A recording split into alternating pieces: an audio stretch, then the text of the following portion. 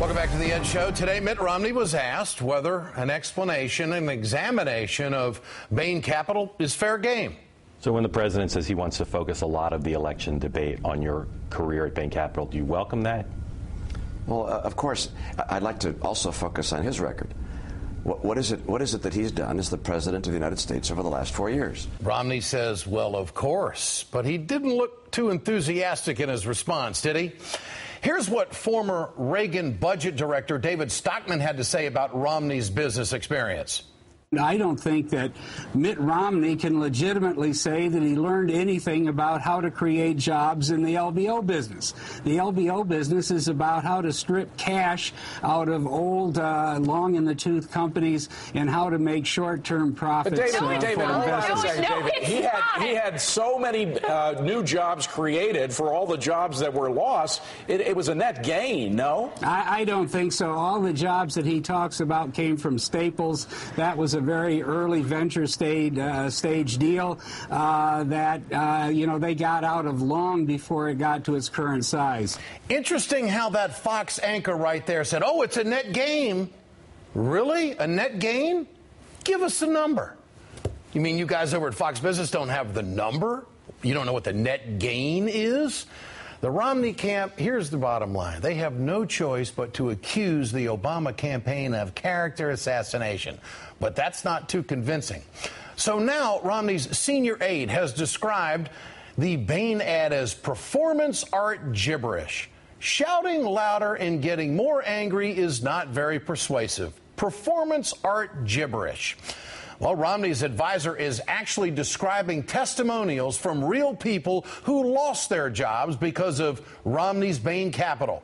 This is what the Romney camp calls performance art gibberish.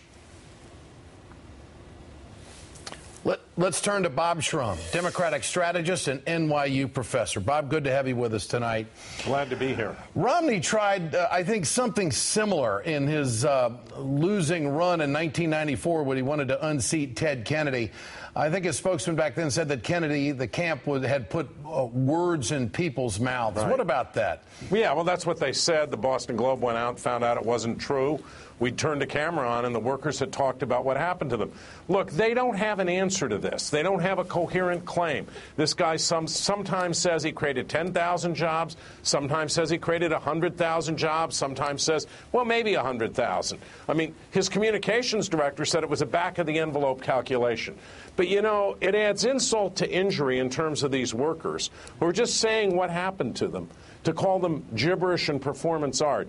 And that's not going to fly. People are going to hear the story of how Mitt Romney took over companies, fired workers, rehired some of them at lower wages, took away their benefits, took out huge fees, and then those companies in many cases went belly up. Yeah. The whole notion, you know, and by the way, this guy who was against the bailout of the auto industry and saving the auto industry, in one case, left a company behind. The federal government had to spend $44 million bailing out the pension fund after Romney and his partners made millions. Bob, you also wrote today that Romney should release the records of all Bain transactions from which he profited. Explore that with us. Well, I mean, look, if he's going to make this claim, and you did it very eloquently a minute ago, if he's going to make this claim about all the jobs created, Fox is going to say net jobs created, let's put the records out there. Let's not talk about character assassination. Let's talk about facts.